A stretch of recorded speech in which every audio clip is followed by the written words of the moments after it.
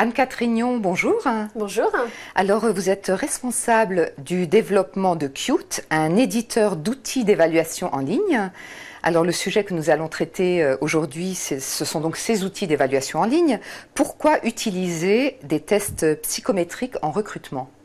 Alors, l'utilisation des tests psychométriques en recrutement est intéressante par rapport à la validité prédictive de ces tests. Je m'explique.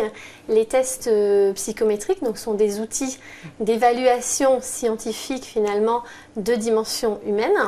Et on a démontré que c'était des outils particulièrement intéressants pour pouvoir évaluer le potentiel de réussite de la personne dans le futur.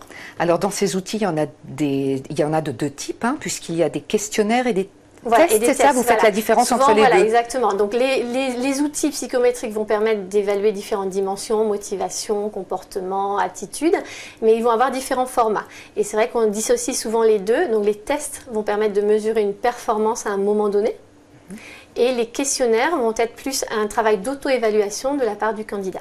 Alors dans le cadre du recrutement, comment sont-ils utilisés ?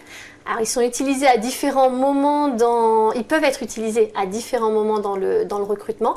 Ils sont souvent utilisés d'une manière sélective. Donc ils peuvent être utilisés pour la présélection ou la sélection des candidats. Là c'est surtout dans le cadre de candidatures avec un fort volume de candidats. Ou ils sont utilisés par la suite dans une démarche plus de qualification. Donc on a plusieurs informations sur le candidat, dont les résultats au test. Alors quelles sont les limites de ces tests? Parce que c'est vrai que nous, surtout en France, on est toujours un peu sceptiques. Quelles sont un peu les limites? Est-ce que vous entendez parfois certaines critiques concernant ces tests? Oui, alors les limites, je dirais, c'est de toujours avoir un regard très critique sur les tests. Ce sont des outils. D'accord, ce sont des outils et rien que des outils. La décision, elle reste toujours au niveau du responsable des ressources humaines qui va faire le recrutement. Donc il doit s'en servir en tant que tel et pas attendre la réponse absolue de la part de l'outil. Je crois que c'est là la limite la principale. Le recruteur a le mot final en fait. Exactement. Le regard humain justement compte. Le regard humain est très important. En revanche, c'est très important de pouvoir s'appuyer sur des éléments solides pour pouvoir prendre sa décision. Et les tests vont apporter ces éléments solides et objectifs et transparents.